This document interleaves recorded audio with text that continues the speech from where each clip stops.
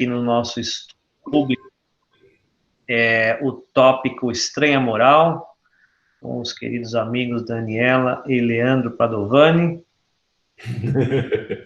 E a gente vai só lembrando, então eu vou pedir, num minutinho aqui, eu vou pedir para a Rosinha fazer a nossa prece inicial e eu vou terminar com a nossa irradiação e prece final.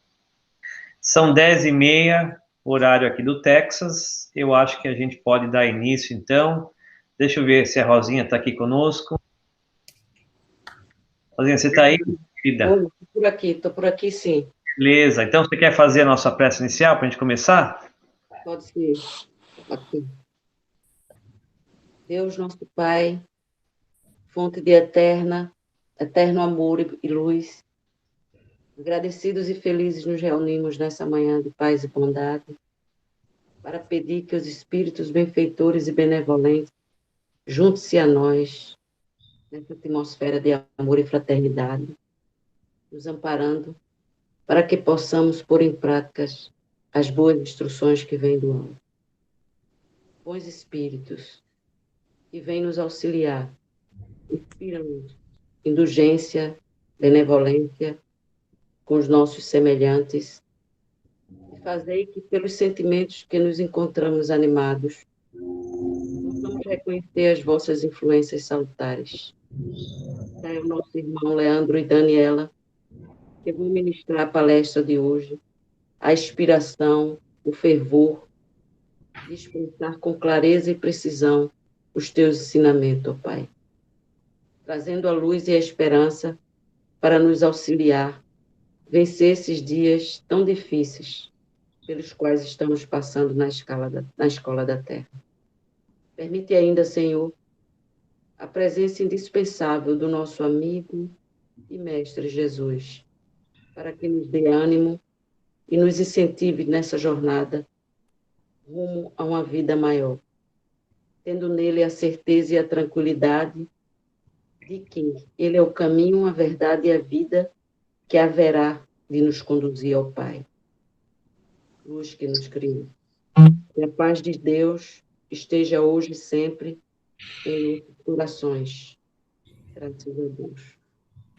Graças a Deus, obrigado. Então, passamos o microfone e o palco virtual para vocês, amigos. Padovani. Ai, que medo. Rosinha, a oração foi tão bonita que acho que você pode continuar, viu? Você pode fazer isso tudo aqui. Quem falou? Obrigado. A oração foi tão bonita, tão comovente, que se quiser já pode continuar. Olha, eu só vou passando o slide, tá? Não, vamos dividir esse trabalho aí. Vamos dividir, então.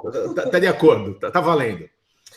Gente, então, novamente, bom dia, boa tarde, amigos.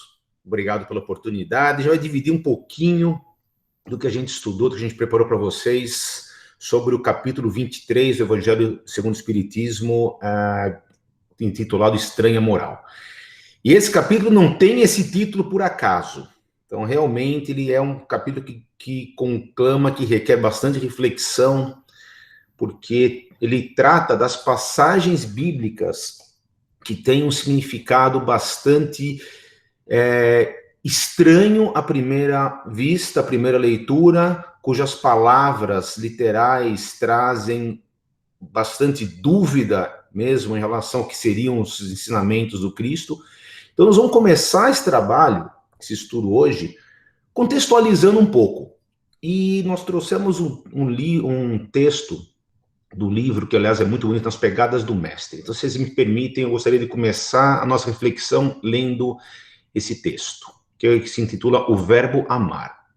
Jesus, dias antes do seu sacrifício, disse aos discípulos: um novo mandamento vos dou, que vos ameis uns aos outros como eu vos amei.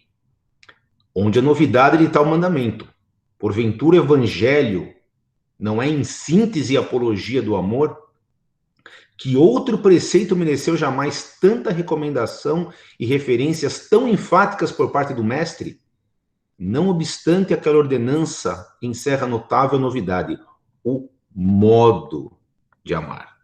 Jesus amou incondicionalmente. Amou sem ser amado, nem correspondido no amor. amou amigos e inimigos, bons e maus, justos e pecadores, testemunhando com isso sua divina filiação.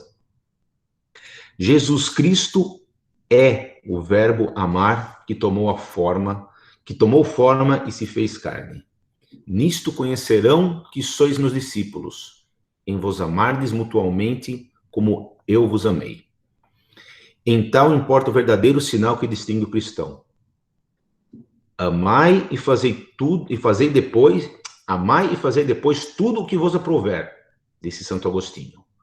O amor sobrepunha a fé, a esperança, a beneficência, o profetismo e o sacrifício, preceitou o apóstolo dos gentios. O amor se contém a lei e os profetas, como já dito nos evangelhos por muitas vezes. E fora do amor não há salvação, sentencia o Espiritismo. Então, gente, contextualizando, Jesus, que é o nosso guia e modelo, o governador espiritual da Terra, que amou incondicionalmente, que foi a personificação que trouxe o novo significado do verbo amar, que ele não se contradiz, porque é um espírito puro, tem toda essa sabedoria. Como ele poderia, em qualquer momento da sua passagem pela Terra, trazer ensinamentos que fossem contra tudo isso que a gente está vendo? Contra o amor, contra a caridade, contra o perdão, contra amar os inimigos, contra honrar pai e mãe. Então, primeiro, contextualizando que esse ser puro, iluminado, nosso irmão maior, guia e modelo, é quem é a origem dos textos evangélicos. Então, quaisquer palavras atribuídas a ele que possam contradizer esses ensinamentos, a gente tem que avaliar de uma maneira muito criteriosa. Esse é o primeiro ponto. O segundo ponto, vale lembrar que todos os evangelhos foram escritos após a passagem de Jesus, após o desencarne de Jesus. Ou seja, Jesus não ditou as passagens, os textos evangélicos não foram escritos concomitantemente a passagem de Jesus pela Terra. E nem por ele, né? E nem por ele. Jesus não ditou os evangelhos. Paulo, anota aí. Então, digita aí. Melhor ainda. Então, isso não aconteceu. Então, esse é um primeiro ponto importante.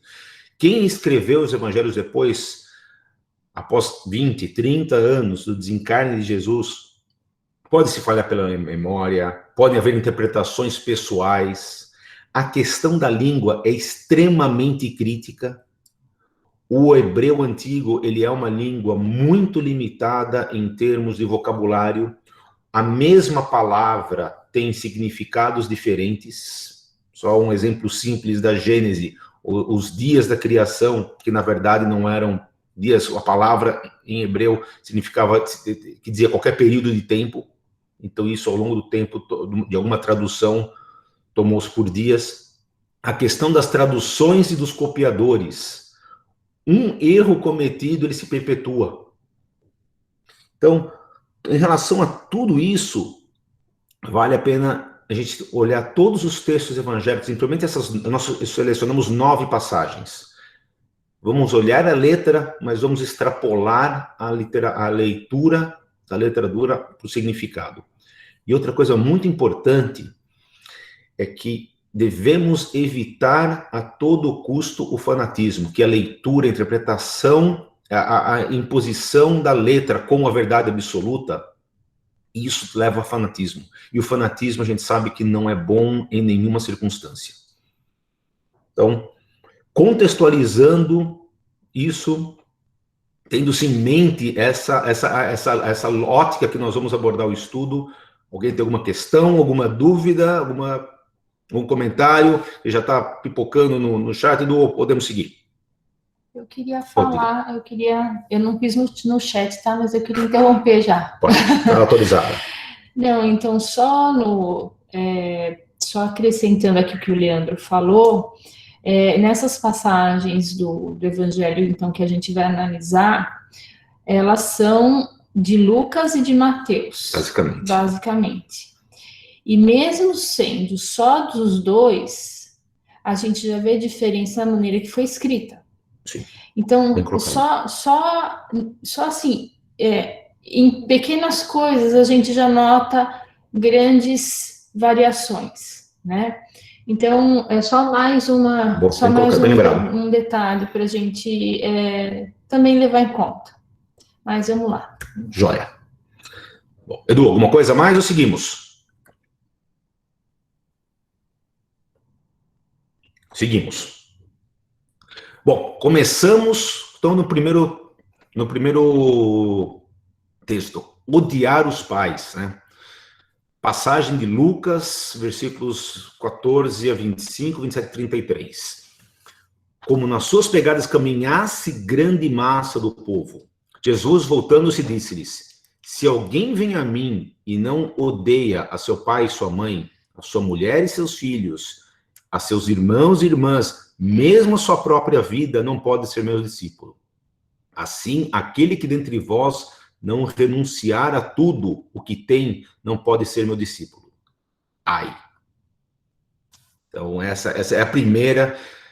Gente, isso seria levar a letra, seria primeiramente contradizer um dos mandamentos, amar e honrar vosso pai e vossa mãe, e o verbo odiar, aqui em hebreu, já significava amar, não o verbo odiar, mas a tradução adequada seria amar menos que.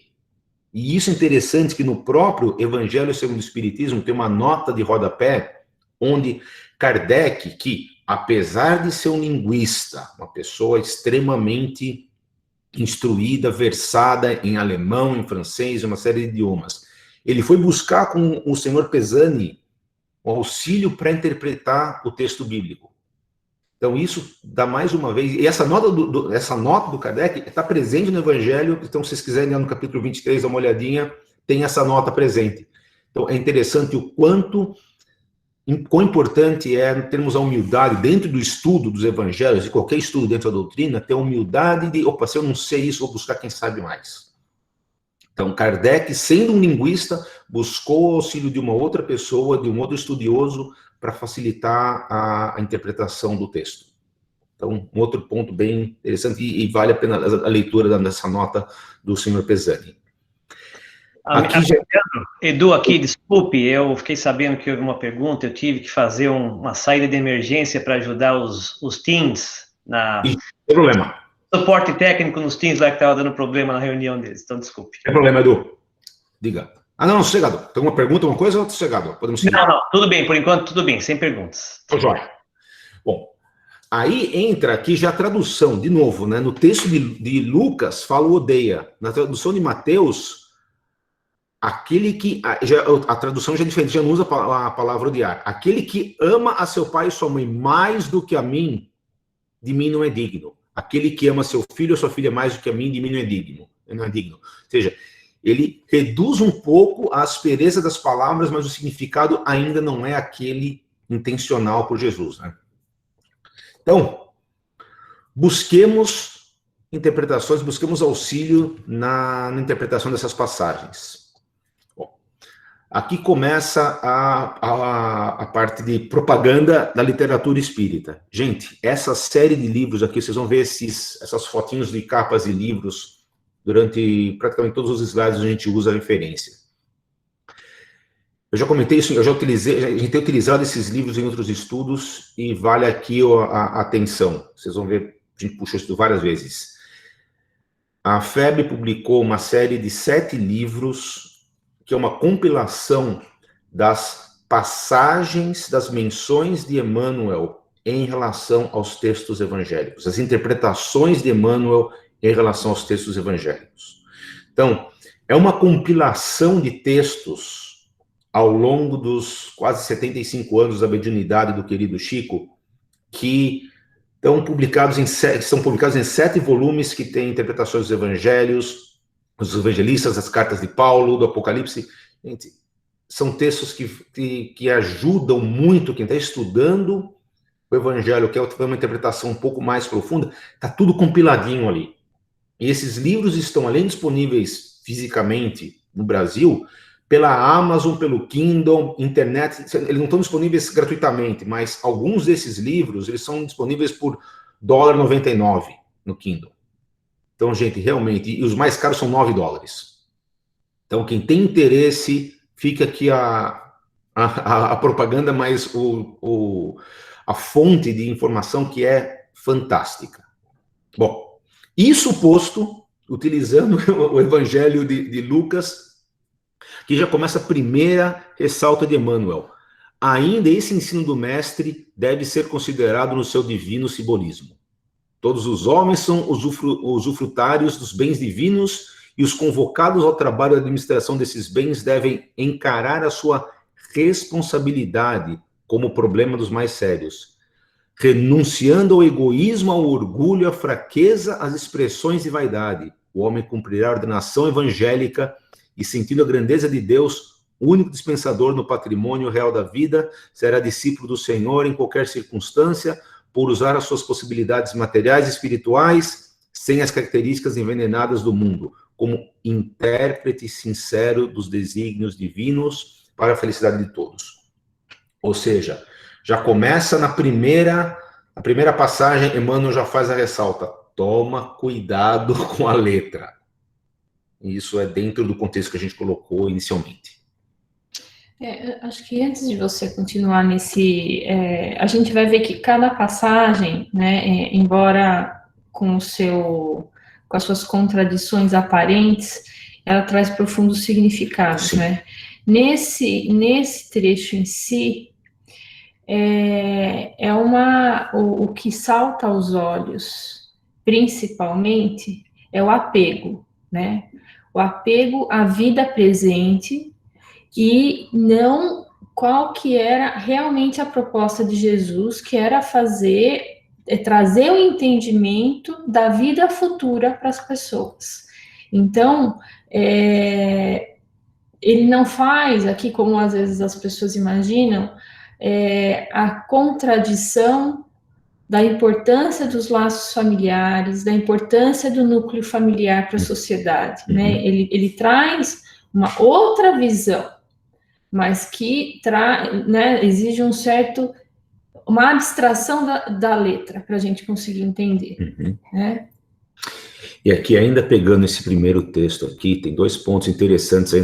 Primeiro, o Dani falou já da renúncia, renunciar a tudo o que não é o correto, renunciar ao egoísmo, à vaidade, aos bens materiais, ao apego excessivo aos bens materiais. A gente sabe que estamos encarnados, necessitamos da matéria para nossa convivência, para nossa existência, do alimento, da moradia, mas o apego, o avarento, o mesquinho, é esse tipo da renúncia. Renunciar às nossas imperfeições, renunciar à nossa vaidade e ao nosso orgulho.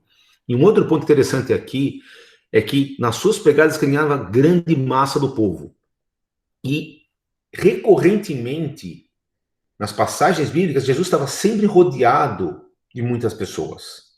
Agora, essa multidão, poucos dentro dessa multidão estavam preparados realmente para ouvir. Muita gente ali seguia simplesmente por inércia, pelo magnetismo que a personalidade dele exercia. Esse pessoal simplesmente seguia. Mas poucos eram aqueles preparados para captar a mensagem, para receber e para analisar o quão necessária essa reforma íntima, a mudança de atitudes significava dentro dos ensinamentos dele. Legal? Começamos. Aí, próximo, carregar a própria cruz. Essa outra passagem também que traz muitos significados. E quem quer que não carregue a sua cruz e me siga não pode ser meu discípulo. Aqui o significado não é a cruz como o sofrimento, o flagelo, o caminho para o Calvário. A cruz são as responsabilidades, são os nossos compromissos quando assumimos a espiritualidade antes da reencarnação, os nossos compromissos de melhoria íntima e de auxílio e de evolução conjunta, principalmente dentro daqueles que conosco convivem no nosso núcleo familiar, né? Aqui, ao invés de trazer a interpretação dos evangelhos, a gente trouxe um trechinho do livro Nos Domínios da Mediunidade, que é da série do André Luiz. Aqui, só para contextualizar, Aulus para quem não leu, recomendamos a leitura dessa série, que é fantástica, mas aqui o pedaço específico, Aulus é um benfeitor espiritual que estava guiando André Luiz nas excursões da matéria.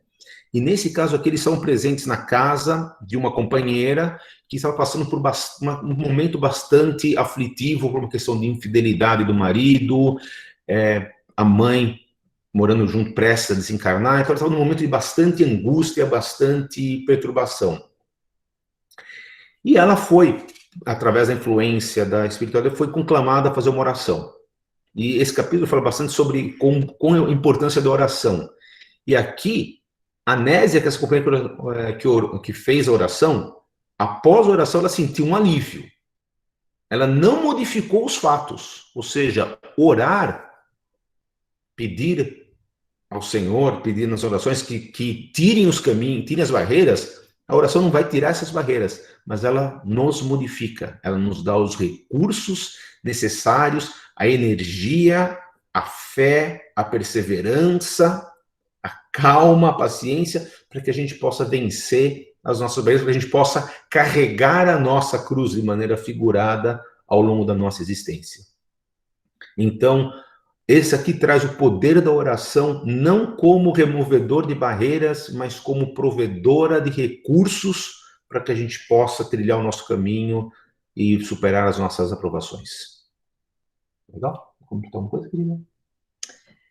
A gente sempre tem aqui, né, no capítulo no texto de Lucas aqui, que ele faz uma ressalta, né, uma ressalta não, na verdade, uma outra explicação a respeito de que as pessoas, muitas, reclamam da cruz que carregam, né? Umas reclamam que a cruz é pesada demais, outras reclamam que é injusta, outras dizem que carregam, mas dão um jeito de se... deixar a cruz na porta do vizinho? Exatamente, né, delegar a cruz para outros carregarem, né? Então, a singeleza da passagem, né? Jesus carregou a sua, a gente vai ver depois, mais para frente, que vai ter uma alusão sobre a espada, sobre a cruz e a espada, que é uma alusão muito bonita, mas a cruz de cada um, na verdade, a gente olhar para dentro de si mesmo e ver o que é que dentro de nós necessita da reforma.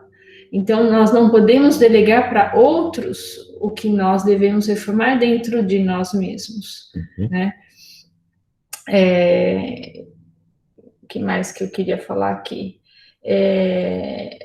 Não nos esqueçamos assim, eu acho que esse trecho é muito bonito, que fala que não nos esqueçamos assim, que é preciso abraçar a cruz das provas indispensáveis à nossa própria redenção e burilamento, com amor e alegria, por mais difícil que seja. Legal. Seguimos dentro ainda do contexto família. Aquele que houver deixado pelo meu nome sua casa, os seus irmãos, as suas irmãs, ou seu pai, ou sua mãe, ou sua mulher, ou seus filhos, ou suas terras, receberá o cêntuplo de tudo isso e terá por herança a vida eterna.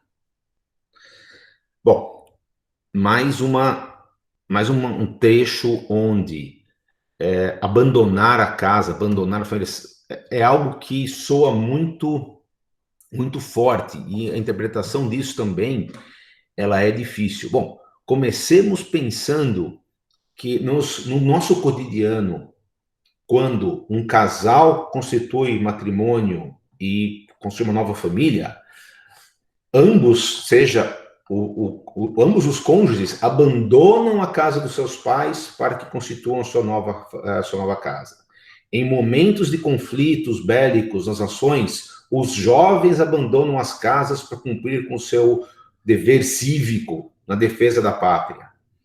Então, essas situações, já no nosso cotidiano, já nós abandonamos aqueles que imigraram para outros países, abandonaram de novo, entre aspas, o seu lar natal, o convívio com a sua família, em busca de algo que acreditava ser o correto, o melhor para a família. Então, existe todo esse contexto, na época, soa muito forte, mas se a gente pensar isso ao longo da história, isso acontece com uma certa frequência e a gente não se atém, realmente já faz parte do cotidiano. Então, esse abandonar já acontece. Agora, abandonar em meu nome, ou seja, aqueles que seguem seguem essa atitude em prol, em benefício de seguir os ensinamentos do Cristo, é que é o objetivo do estudo dessa palavra, dessa parábola, é o contexto que a gente deve interpretá-la. Então, renunciar, e de novo, né, renunciar aos bens materiais é perder as esperanças da terra, conquistando-as do céu. Ou seja, de novo, é mais uma conclamação ao desapego da matéria, não a negligência às nossas responsabilidades enquanto encarnados, mas é evitar os excessos e ter a responsabilidade, ter a ciência de que estamos aqui de passagem para realizarmos tarefas e aprendizado. A nossa verdadeira vida é na espiritualidade. Então, os bens que nós devemos construir são bens na espiritualidade, não aqui. Algum outro comentário? Posso? Pode, lógico. Então, nesse texto aqui, a gente teria outras duas colocações aqui. Olha, me perdoem, gente, que hoje eu estou atrapalhando aqui bastante, hein? Então, uma das interpretações que eles trazem aqui é a seguinte. Muitas vezes, dentro dos laços da família, nós temos as pessoas difíceis, nós temos nossos desafios, nós temos aqueles aos quais nos afinizamos mais, nós temos aqueles que trazem as arestas para que possamos juntos nos aperfeiçoar. As oportunidades de aprendizado. Isso, nós temos tudo isso faz parte do contexto da família, né? Uhum.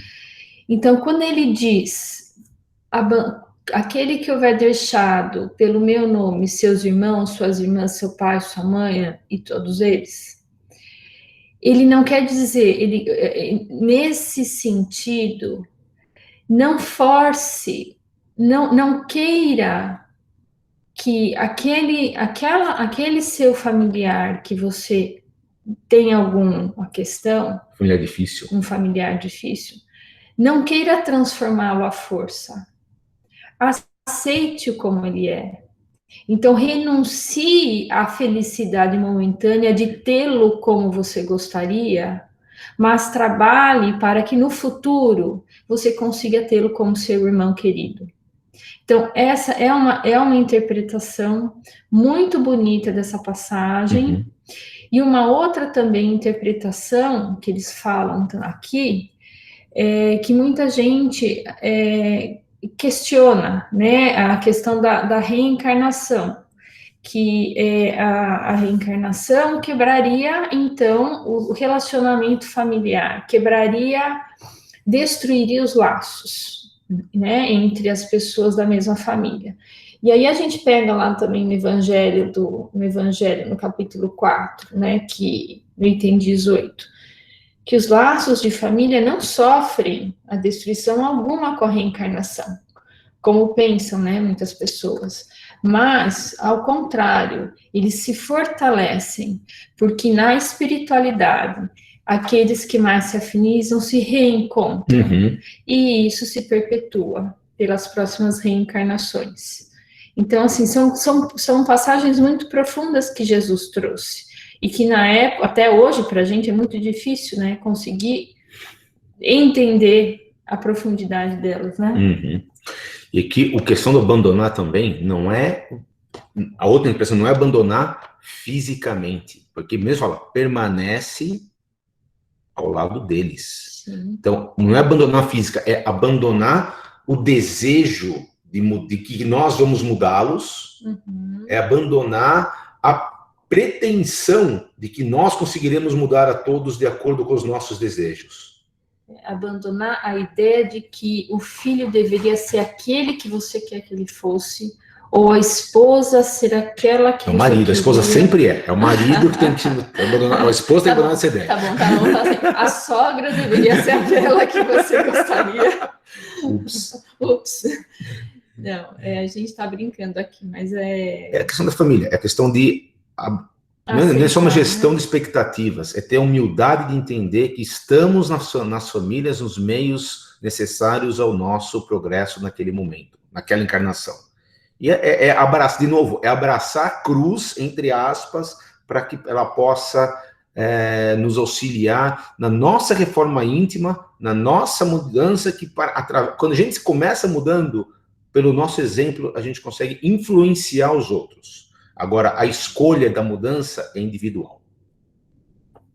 Ainda nesse mesmo tema, alguma coisa mais, querida? Não, tá bom, tá. Nesse mesmo, né, dentro dessa mesma temática, tem mais uma passagem, né? Então disse-lhe Pedro, quanto a nós, vês que tudo deixamos e te seguimos. Jesus lhe observou, digo-vos em verdade, que ninguém deixará pelo reino de Deus sua casa, ou seu pai, ou sua mãe, ou seus irmãos, ou sua mulher, ou seus filhos, que não receba já nesse mundo muito mais, e no século vindouro a vida eterna. Aqui de novo, né? Não é a questão do receber de maneira física. Na época, né, vale lembrar que o receber, à época, era uma questão muito monetária, muito vinculada à riqueza material. O receber já nesse mundo se na nossa convivência diária, a gente gerencia as expectativas, busca a nossa melhora, nossa reforma íntima, nossa melhora individual. A nossa convivência com aqueles familiares difíceis, ela já é mais fácil, ela já é mais harmoniosa. Então, a partir do momento que a gente para de sofrer por aquele familiar, por aquele filho, por aquele colega de trabalho, por aquela pessoa com quem a gente não se afiniza, se a gente para de sofrer por conta desse relacionamento, renuncia a esse desejo de mudança, não se afastando fisicamente, mas renunciando àquele sentimento egoísta de tentar converter o outro, você já recebe nesse mundo, já recebe muito agora, e quando se desencarna, quando voltamos à pátria espiritual, esse perdão, essa semente de afinidade, ela vai germinar muito, ela vai trazer frutos. Então, começa agora a se reconciliar com os teus inimigos, para que no futuro isso se transforme no amor. Então, e aqui vem, né, a interpretação que está dentro mesmo do próprio Evangelho. É o texto dentro do item 5. Que os interesses da vida futura prevalecem sobre todos os interesses e todas as considerações humanas, porque esse pensamento está de acordo com a substância da doutrina de Jesus, ao passo que a ideia de uma renunciação à família seria a negação dessa doutrina. Como a Dani já disse, né? Abandonar fisicamente a família é algo inconcebível, porque dentro dos ensinamentos de Jesus, porque a família é a base da sociedade, é aquele núcleo onde nós temos os maiores resgates, os maiores aprendizados. Ou seja, abandonar esse grupo por um pretenso amor a Jesus não é realmente estar alinhado com os ensinamentos dele. Legal? Seguimos. Ainda dentro dessa temática, essa questão de abandonar pais e mães, filhos, trabalho, bens materiais, ela é muito importante dentro desse capítulo, né? E disse-lhe outro, Senhor, eu te seguirei, mas permite que antes disponha de tudo que tenha em minha casa. Jesus lhe respondeu, quem quer que tenha posto a mão na charrua, olhar para trás, não está apto para o reino de Deus. Ou seja, vai lembrar que a charrua é o arado. Que é a reflexão, né, de quão importante é o desapego, não a negligência, mas o desapego aos bens materiais, a avareza, tudo isso, quanto isso nos prende a matéria, quanto isso nos atrasa a nossa evolução. E, de novo, né, dentro de Lucas, a interpretação fantástica é que a gente deve meditar nas oportunidades perdidas. E a gente pode pensar no plano perdido, não naqueles instantes finais, prestes a gente se desencarnar, ficar para aquele filme que vai passar na frente dos nossos olhos, de tudo que aconteceu nessa existência. A oportunidade perdida hoje de manhã, a oportunidade perdida ontem. A gente pode ainda fazer diferente. Chico já dizia que não se pode mudar o passado, a gente pode sempre mudar o amanhã. Então, pensemos o que a gente deixou de fazer, as oportunidades que a gente perdeu e tentar aproveitar a próxima quando ela aparece à nossa frente. Que para evitar perder uma oportunidade de trabalho, a gente tem que aprender a identificar a oportunidade.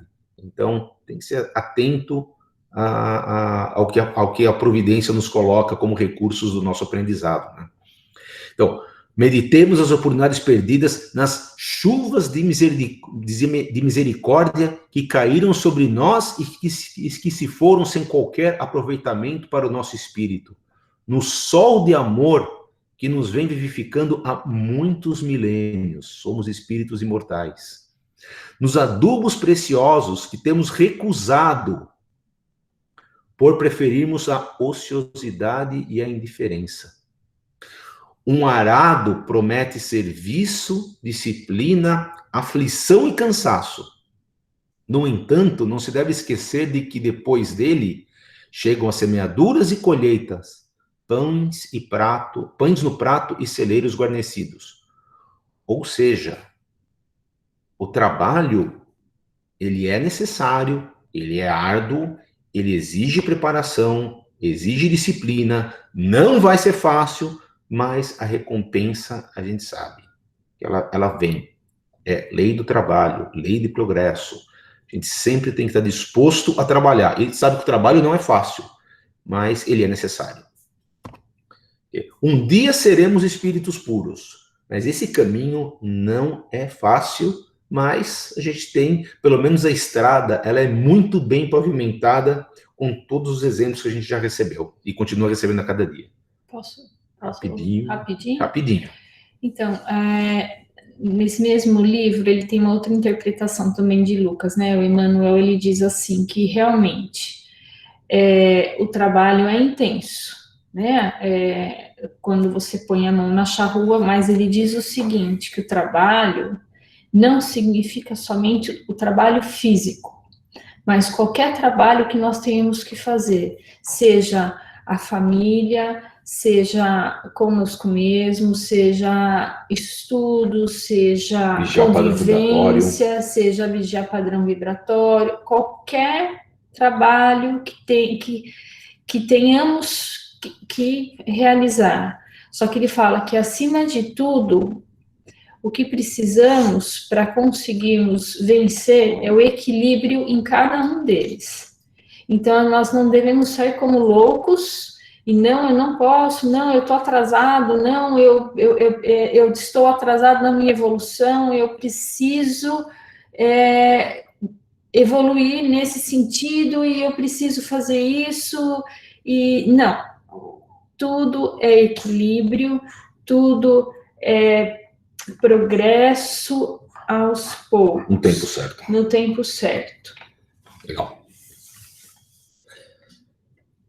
Outro texto interessante. Aqui a gente vai colocar 2. E a foto aqui ela é intencional. Lembremos as figuras de Jesus da Idade Média como, ainda na Idade Média, principalmente na Baixa Idade Média, como um Jesus guerreiro e um Jesus punitivo, o medo que ainda se impetrava por todos aqueles com quem se tinha o objetivo de dominar através da fé.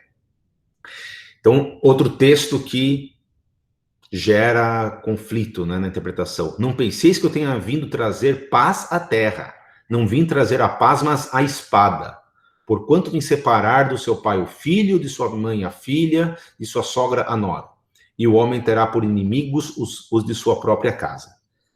Gente, se pensar palavras de um dominador sanguinário sendo proferidas por Jesus, na forma literal, não cabe. E ainda mais uma, né?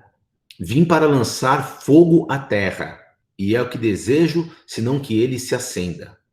Julgueis que eu tenha vindo trazer paz à terra? Não, eu vos afirmo ao contrário, vim trazer a divisão. E aí segue, pois doravante se acharem numa casa 5 pessoas, etc, etc. Mesmo conceito. Então, essas palavras literais contradizem novamente todo o ensinamento, toda a moral do Cristo. Vamos fazer essas interpretações. Primeiro, em relação ao fogo. E aqui, nesse texto de Lucas, ele faz uma analogia muito bonita. Então, vocês me permitem. Cristo trazia-nos o calor ao espírito enregelado na indiferença e no vício de séculos incessantes. Aqui, vale lembrar que o povo hebreu, quando saiu do Egito, antes de chegar à Terra Prometida, passou décadas no deserto. Por quê? Moisés poderia ter guiado o povo hebreu diretamente à Terra Prometida? Sim, mas por que não o fez? Porque esse tempo no deserto foi necessário para que a purificação do povo acontecesse através de gerações, porque tantos eram os hábitos enraigados de politeísmo, do paganismo, vindos da dominação no Egito, que essa limpeza moral se fez necessária. Então, esse calor que Jesus se refere, essa chama de Jesus, é para realmente aquecer o nosso espírito e queimar esses vícios anteriores. Chama viva para extinguir as trevas do nosso passado obscuro e delituoso. Ou seja, um exemplo, um farol para nossa guiar. Lume para clarear a senda que nos cabe trilhar nos sacrifícios do presente, a caminho do grande porvir que a vida nos reserva. Labareda de fé renovadora, suscetível de purificar no sentimento e soerguê-lo à prática da caridade genuína. Ou seja, esse sentido do fogo é o quanto que ele ilumina, aquece e norteia. A questão da espada vem aqui também, agora pelo Evangelho de Mateus, né? É tida como a espada renovadora, os ensinamentos que vai lutar o homem consigo mesmo, extirpando os velhos inimigos do seu coração, sempre capitaneados pela ignorância e pela vaidade, pelo egoísmo e pelo orgulho. Então aqui, a espada, na verdade, é a ferramenta de trabalho dessa luta interna. E a analogia que a Dani tinha comentado era que a espada encravada no solo é uma cruz. Então, vale lembrar que não é só a espada empunhada como arma de agressão, é a espada como ferramenta de combate aos nossos inimigos da nossa própria evolução, nosso orgulho, nossa vaidade, etc. A mensagem de Cristo, sim, né? Ainda mais dentro desse contexto aqui, né, que seria absurdo admitir que o Senhor viesse estabelecer perturbação no sagrado instituto da família, nas suas elevadas expressões afetivas, mas os seus ensinamentos consoladores. Não, somente reforçando o quão importante é entender que Jesus não veio em momento algum destruir a instituição da família ou questionar o valor da instituição da família. Então temos aqui de novo, né, a luta áspera, o quanto a gente deve expulsar os velhos sentimentos delituosos que se aninham em nossa alma. E todo o recurso que nós temos pelos evangelhos, pelo ensino dele, pela literatura, que a gente consegue... A oração, que a gente consegue promover essa reforma íntima, a nossa mudança inicial. Sente? E realmente aqui está só aquela dicotomia clássica, né, para a evolução. Prega a humildade perante o orgulho, o silêncio diante do mal, o serviço à frente ao ataque, a serenidade ao lado de violência como normas de trabalho. Ou seja, é fácil. Quem tiver mais alguma dúvida, uma questão, checklist, o homem de bem. Facinho. E aqui mais um ponto para a gente considerar é que outra passagem, que é de que se lhe batem uma face, ofereça outra, a outra face a ser oferecida não seria o outro lado do rosto, seria a face do perdão, a face da compreensão, a face do trabalho versus ao lado agredido. Então, que a gente não retribua no olho por olho, mas que mostre a face do perdão, a face do amor do Cristo. Mais um aqui, deixar aos mortos o cuidado de enterrar os seus mortos. Disse outro, segue-me, e o outro respondeu, Senhor, consente que primeiro eu vá enterrar meu pai. Jesus lhe retrucou, deixa aos mortos o cuidado de enterrar seus mortos, quanto a ti vai anunciar o reino de Deus.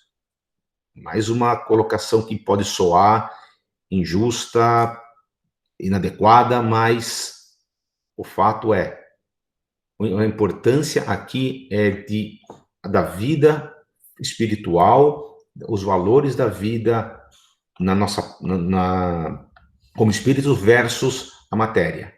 E o que seria aqui um dever filial, que é ter os serviços funerários dos despojos do pai, na verdade ele coloca aqui simplesmente, tudo bem, existe a responsabilidade, mas lembre-se de cuidar do espírito. E aqui, de novo, na vida espiritual, isso dentro do próprio capítulo 23, né? A vida espiritual é a verdadeira vida, é a vida normal do espírito, que a nossa passagem pela matéria é simplesmente transitória. Então, que o cuidado com o corpo não deve ser maior do que o cuidado com o espírito. E, como lembrança, a frase na lápide de Kardec, que é fantástica, nascer, morrer, renascer ainda e evoluir sem parar. Tal é a lei. Legal? Seguimos para o nosso texto de conclusão. Quer ler isso aqui? Leio. Tá bom. A pessoa já cansou da minha voz. Paz do mundo e paz do Cristo. Esse texto foi retirado, são trechos, que o texto era muito longo, retirado do livro Vinha de Luz, que também de Emmanuel. Nos círculos da carne, a paz das nações costuma representar o silêncio provisório das baionetas. A dos abastados inconscientes é a preguiça improdutiva e incapaz. A dos que se revoltam é a manifestação do desespero doentio. A dos ociosos sistemáticos é a fuga ao trabalho. A dos arbitrários é a satisfação dos próprios caprichos. A dos vaidosos é o aplauso da ignorância. A dos vingativos é a destruição dos adversários. A dos maus é a vitória da crueldade. A dos negociantes sagazes é a exploração inferior. A dos que se agarram às sensações de baixo teor é a viciação dos sentidos. A dos comilões é o repasto opulento do estômago. Há muitos ímpios, caluniadores, criminosos e indiferentes que desfrutam a paz do mundo. Sentem-se triunfantes, venturosos e dominadores do século. A ignorância endinheirada, a vaidade bem vestida e a preguiça inteligente sempre dirão que seguem muito bem. Não te esqueças, contudo, de que a paz do mundo pode ser muitas vezes o sono enfermiço da alma. Busca desse modo aquela paz do Senhor, paz que excede o entendimento, por nascida e cultivada, portas adentro do espírito, no campo da consciência e no santuário do coração. Então aqui é sempre a nossa mensagem final, seria realmente buscar a paz do Cristo, não a paz da matéria, não a paz do mundo, não a paz vazia, mas realmente aquela paz de consciência da missão cumprida, do trabalho realizado e do caminhar constante nas pegadas do Mestre, no caminho que a gente sabe que é estreito, que não é fácil, que requer sacrifícios, requer concessões, requer calar o nosso orgulho, calar a nossa vaidade, mas que é o caminho que deve ser seguido para que a gente consiga ter realmente a paz do Cristo. Edu, e aqui no final a gente deixa sempre a nossa bibliografia, os livros que nós utilizamos, e muito obrigado a todos. Edu, perguntas, comentários, que a gente tem uns minutinhos. Primeiramente, muito obrigado, queridos Leandro e Dani, pelo bastante esclarecedor estudo, né? Muito grato aí por todo o trabalho, a dedicação, porque esse é esse é um assunto que dos mais complexos, eu diria, às vezes, para entender o Evangelho, né? Tem muitas passagens que, à primeira vista, nos confundem, né? Então, foi bastante esclarecedor. Muito agradecido. O agradecimento principal é Emmanuel, que é a forma... Vamos dar crédito a quem merece. A gente só compilou, Edu. Muito bem compilado. Bom, vários comentários, né? O pessoal foi seguindo o estudo ao longo aí, fazendo comentários. Eu acho que vocês esclareceram bastante. Claro, se alguém tiver, nós temos 2, 3 minutinhos aí, se alguém tiver mais alguma pergunta aqui nesses minutos, pode colocar no chat, que a gente vai passar aqui para o Leandro, para a Dani. Eu vou apenas aproveitar enquanto isso para lembrar, né, que o estudo dos evangelhos é sempre desafiador, né, pelas razões que a gente, claro, se esclareceu hoje.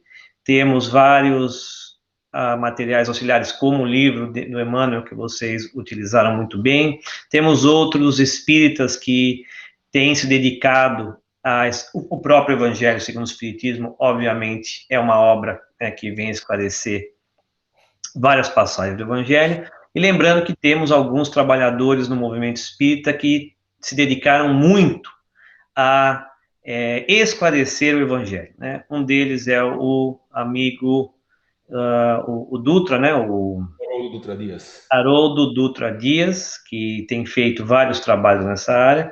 O outro é o professor Severino Celestino da Silva, né, que também tem feito esse trabalho. Para quem não conhece, eu não ganho nenhuma comissão, mas eu vou colocar o nome aqui de um livro, eu coloquei no chat, que se chama Analisando as Traduções Bíblicas, que é um livro espírita, mas que trata com bastante profundidade da história das traduções dos evangelhos e traz também informações complementares para aqueles que querem continuar nessa jornada que a gente começou muito bem hoje com o Leandro e a Dani.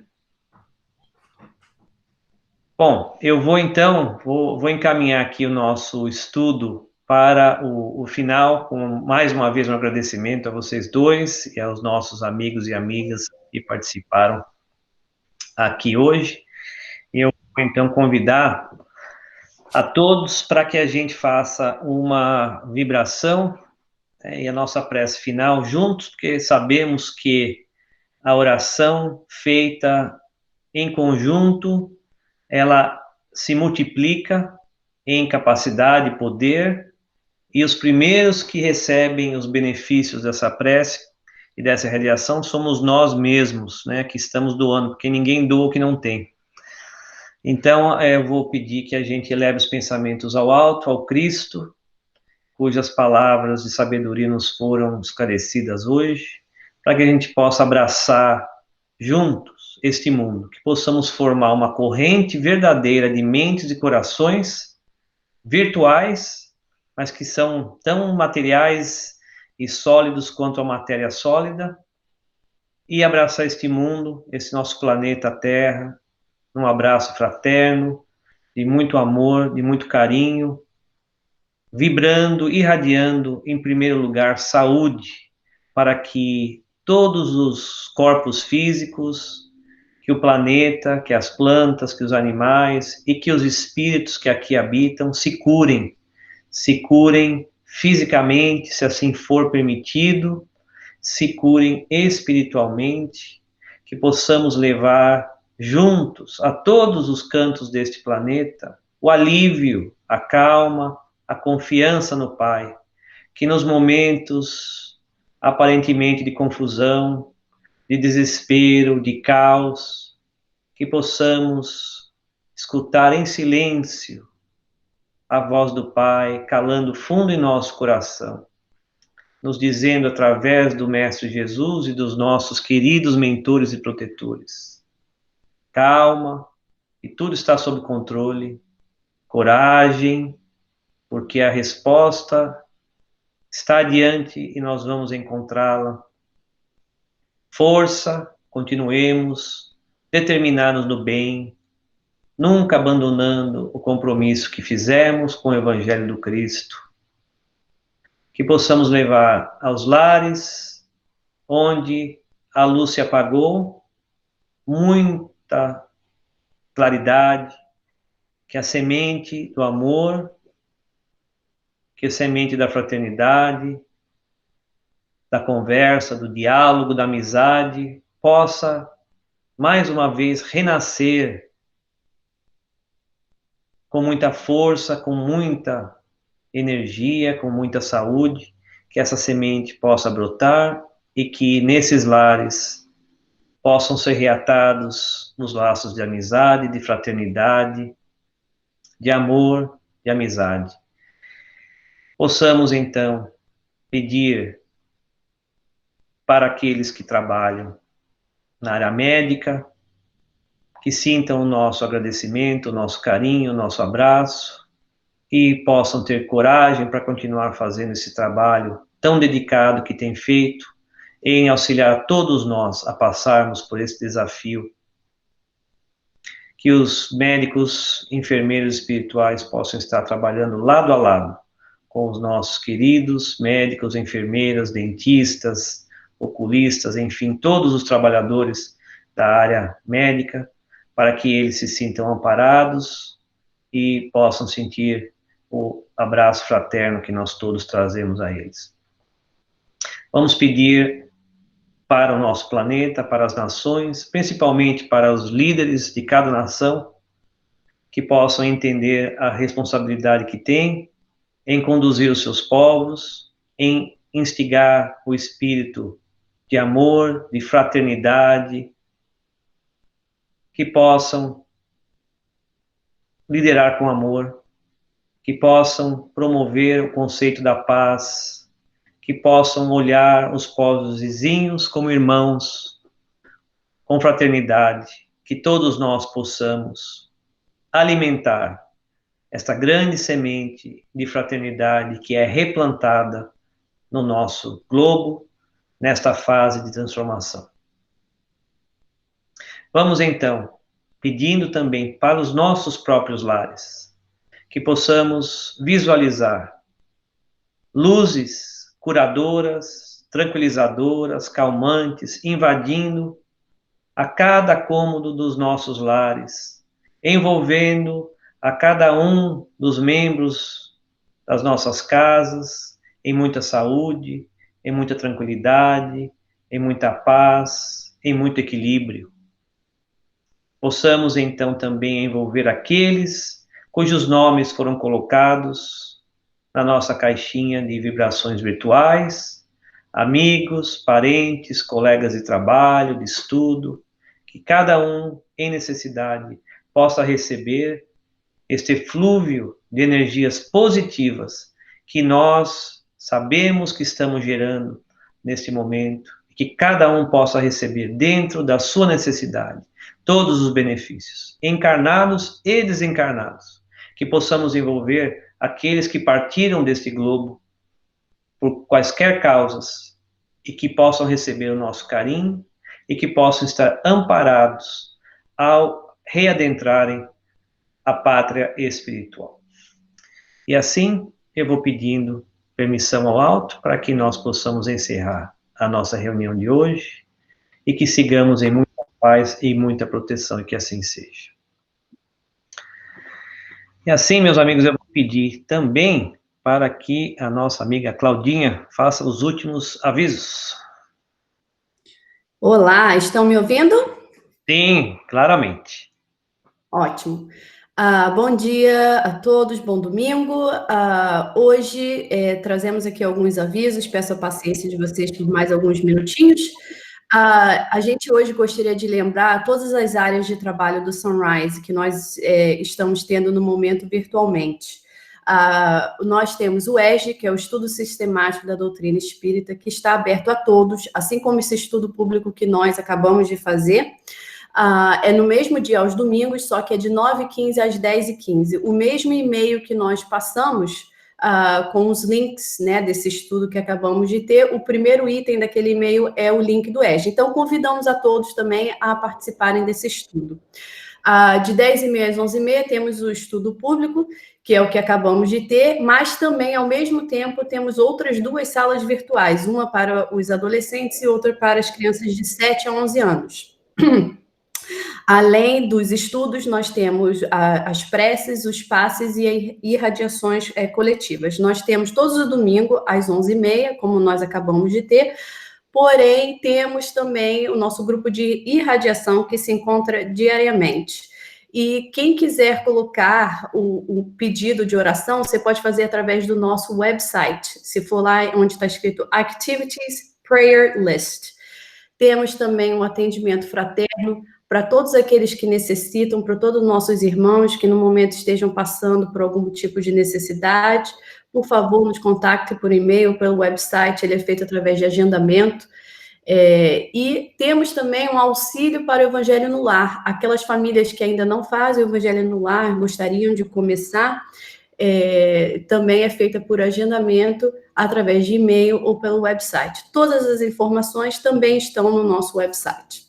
E temos também a nossa parte de voluntariado, que no mês de julho e agosto estamos fazendo a operação, mais uma vez, esse é o 3º ano consecutivo que nós fazemos, do IMCA, do Backpack Operation. Nós temos várias formas de poder auxiliar. Nós enviamos um e-mail essa semana, na quarta-feira, aqueles que não receberam checar, de repente, o lixo eletrônico, e se não receberam assim mesmo, por favor, nos contacte. Nós temos várias formas de auxílio. Uma é através da ajuda financeira, você doa diretamente no website do IMCA, e tivemos uma pergunta essa semana se pode ser usado o recibo para as taxas, né, para a dedução do imposto de renda. Se você fizer essa doação monetária no website, você pode guardar o recibo e dar entrada como redução de taxas, sim. Lista de material, criamos uma lista com os materiais no Amazon, e você clica no link, vai lá, escolhe um material ou vários materiais, como você quiser, só que na hora do checkout, você escolhe para ser entregue diretamente no IMCA, já vai estar lá, é a primeira opção, ok? E a outra opção, que é o que está aqui nessa fotinho, é você ir no HB, né? O HB está vendendo os kits, e comprar o kit. O kit custa $7, esse kitzinho da foto, né? O IMCA, ele tem um partnership com HB, e até se você ajudar financeiramente, com $25 dá para montar 3 backpacks. Então, eu posso mostrar depois aqui também, deixa eu mostrar aqui como é que funciona rapidamente. Eu até abrir. Aqui seria se você quiser fazer o apoio financeiro naquele link, né, através daqui. Aqui é a nossa listinha do Amazon, caso você queira, né, tá naquele link também, vai abrir essa janelinha e quando chegar no checkout é só escolher o IMCA. E aqui está o nosso website, onde estão todas as informações que eu falei, do EJA, da nossos estudos, nossos passes, e quem quiser colocar o nome na lista de oração, é só vir aqui, ó, Prayer List Irradiation. Clica ali e faz o seu pedido, o nosso grupo de irradiação vai receber os nomes, ok? Por último, essa semana, atenção, que é na sexta-feira, às 7h30, horário de Houston, em vez da quarta, vai ser na sexta-feira, o Kardec Spirit Society vai estar tendo um Facebook Live, vai ser em português, com a Jussara, e ela é uma palestrante internacional, e ela também é presidente da Fundação Espírita Americana. Então, seria sexta-feira, às 7h30, para acessar, ir no Facebook do Kardec Spirit Society. E próxima semana continuaremos com o nosso estudo. O EJA nós vamos falar, continuando falando de lei de sociedade e lei de trabalho, nós vamos falar do limite do trabalho e do repouso. O nosso estudo público da semana que vem, eu resolvi até colocar aqui a referência, quem quiser ler e estudar um pouco antes, será Não Ponhais a Cadeia Debaixo do Alqueire, que é o capítulo 24 do Evangelho, segundo o Espiritismo. E para os adolescentes e as crianças vão continuar com o filme Inside Out, é a última parte 3, 30 minutos de filme, né, para terminar o filme, e vão seguir de atividade com as crianças e com os adolescentes. No mais, é isso. Muito obrigados a todos pela paciência e bom domingo. Obrigado, Claudinha. Obrigado a todos. Um ótimo domingo, gente. Fique com Deus. Tchau, tchau.